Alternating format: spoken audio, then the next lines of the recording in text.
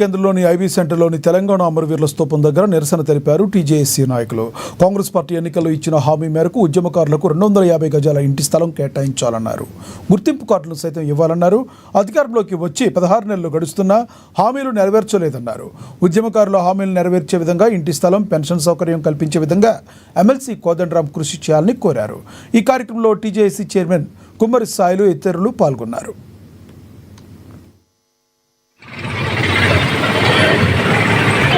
Telangana joint action committee పిలుపు మేరకు ఈరోజు సంగారెడ్డి జిల్లా కేంద్రంలోని అమరవీరుల స్తూపం వద్ద సమావేశం నిర్వహించి గత కాంగ్రెస్ ప్రభుత్వం గతంలో ఎన్నికల మేనిఫెస్టోలో పేర్కొన్న విధంగా తెలంగాణ ఉద్యమకారులకు 250 ఇంటి స్థలాన్ని ఇస్తామని హామీ ఇవ్వడం జరిగింది.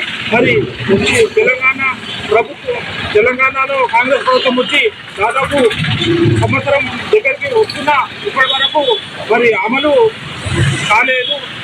తెలంగాణ ఉద్యమకారులకు ఇచ్చిన హామీని అమలు చేయలేదు. దాన్ని అమలు చేయాలని మేము డిమాండ్ చేస్తూ ముఖ్యమంత్రి పైన ఒత్తిడి పెంచి తెలంగాణ ఉద్యమకారులకు గుర్తింపు ఇచ్చే విధంగా జూన్ 2వ తారీఖు నాడు